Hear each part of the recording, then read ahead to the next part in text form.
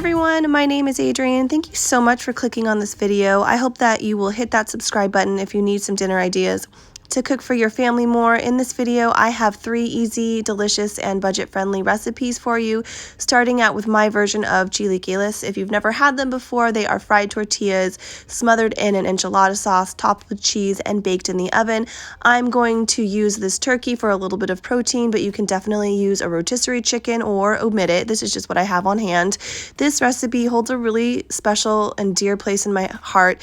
When I was working, my office manager would bring this in for the entire office. She would make huge pans of it, and it was always so good. And she passed away recently, and so I made this tonight and thought of her, and I spoke her name, and it was a nice way to kind of remember her and think about her, and she was a really great woman, and I miss her very much.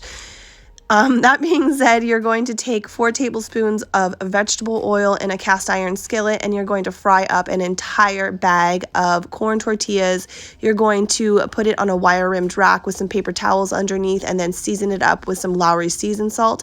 You're going to warm up your enchilada sauce and ladle just a little bit on the bottom of an oven safe dish, and then you'll add all of your tortillas, the turkey, and then the cheese, and the rest of the enchilada sauce, and then you're going to bake it in a 350-degree oven until the cheese is nice and bubbly and melted.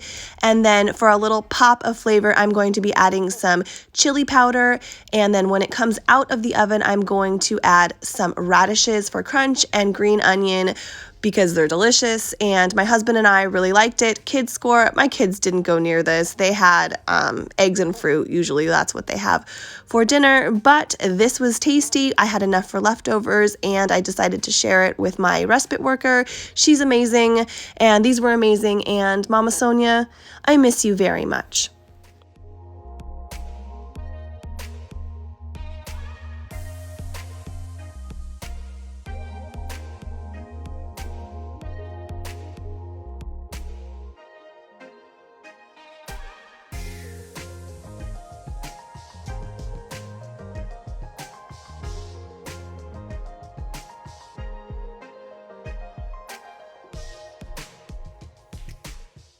My next recipe is breakfast for dinner. My son requests this. He loves anything breakfast, anything syrup related. And so I am using this Pamela's pancake mix. And if you've never had it, it's really good. It's a little bit different than the traditional like Crusties or even Bisquick. And what's even better is that it's gluten-free. So if you have a gluten allergy or celiacs, this is a great pancake mix for you. And on the back, it has a whole bunch of different recipes, but I'm just going to be making the basic pancakes, and you're going to need 1 cup, 1 egg, 2/3 of a cup of water, and 1 tablespoon of oil.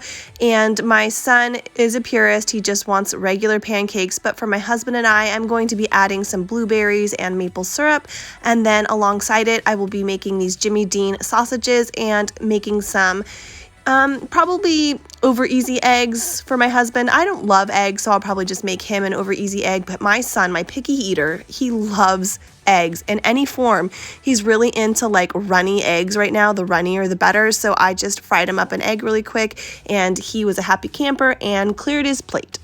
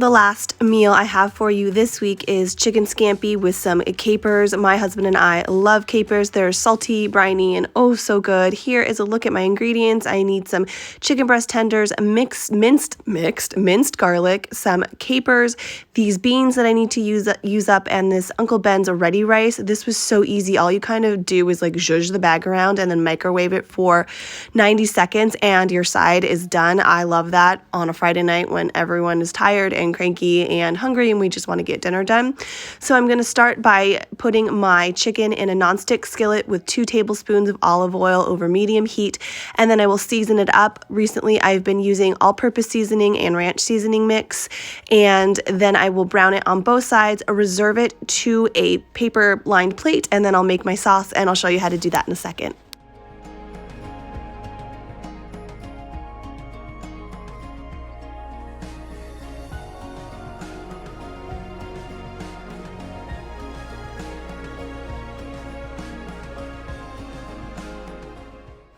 Once my chicken is done and cooked through, I am going to take a pat of butter and melt it down in my nonstick skillet, making sure I scrape up all those little brown bits because it'll make your pan gravy absolutely super tasty. And then I'm going to take the juice of 1 lemon, squeezing it through my hand to catch the seeds, and then I will add my capers, my white wine, I use a little splash of white wine, and my garlic, and then I will bring it to a gentle simmer, and then I will spoon it over my chicken, and it is so good. This is my favorite way to make a really simple pan gravy. I bet you guys will really enjoy it.